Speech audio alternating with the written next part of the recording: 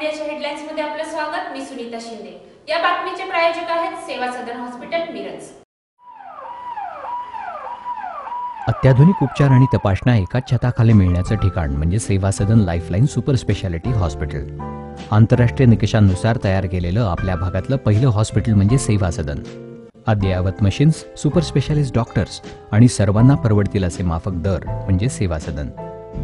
सेवा सदनमध्ये angiography, एंजिओप्लास्टी, bypass शस्त्रक्रिया आणि हृदयाच्या इतर शस्त्रक्रिया, आंतरराष्ट्रीय दर्जाचा अतिदक्षता विभाग, डोळ्याच्या सर्व प्रकारच्या तपासण्या, मोतीबिंदू काचबिंदू शस्त्रक्रिया, दुर्बिणीद्वारे शस्त्रक्रिया, मेंदूच्या आजारांवरील उपचार, मधुमेह आणि स्थूलता निवारण, general medicine, dialysis, 2D echo, colour Doppler, CT scan, panchakarma आणि योगोपचार असे विविध उपचार सेवा सदनमध्ये मिळतात। निश्चिंत मन, व्याधीमुक्त जीवन म्हणजे सेवा सदन।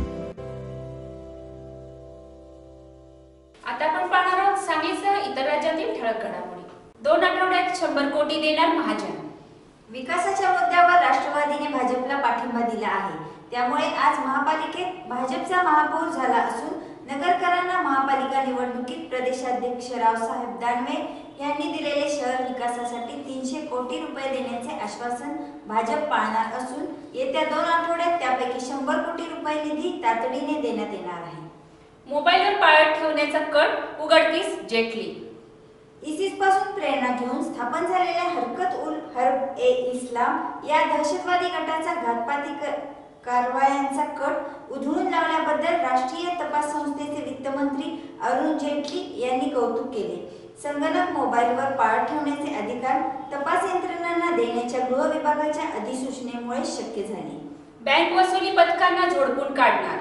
जिल्ह्यातील साखर कारखान्यांनी बैठकीत ठरल्याप्रमाणे एकरकमी FRP दिलेली नाही, त्यामुळे बँकांची कर्जे थकली आहेत। आता वसुली पथकांनी शेतकऱ्यांच्या मागे तगादा लावला आहे। त्यातून एखाद्या शेतकऱ्याने आत्महत्या केल्यास कारखाना व्यवस्थापनावर सदोष मनुष्यवधाचे गुन्हे दाखल केले जातील, तसेच वसुली पथकांना झोडपले जाईल। 2019 मध्ये रेल्वे देणार 5 मोठे गिफ्ट्स। नव्या वर्षाच्या सुरुवातीलाच भारतीय रेल्वे प्रवाशांना मोठे गिफ्ट देणार आहे। 2019 पासून रेल्वे प्रवासादरम्यान तुम्हाला शॉपिंगची सुविधा मिळणार आहे। त्याशिवाय रेल्वे गाड्यांमध्ये रोबोट देखील तुम्हाला दिसणार आहे।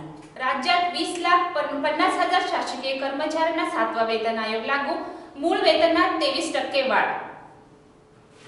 मुंबई राज्यात 20,50,000 शासकीय, निमशासकीय, जिल्हा परिषदेचे कर्मचारी, अनुदान प्राप्त संस्थांमधील शिक्षक यांना 7वा वेतन आयोग लागू करण्यात आला असून त्यांचा प्रत्यक्ष लाभ 1 जानेवारी 2019 पासून देण्यात येईल। साधारणतः सध्याच्या वेतनातील ही वाढ अंदाजे 23% एवढी असेल, अशी माहिती वित्त व नियोजन मंत्री सुधीर मुनगंटीवार यांनी दिली। उद्या भेटू याच वेळी। नमस्कार।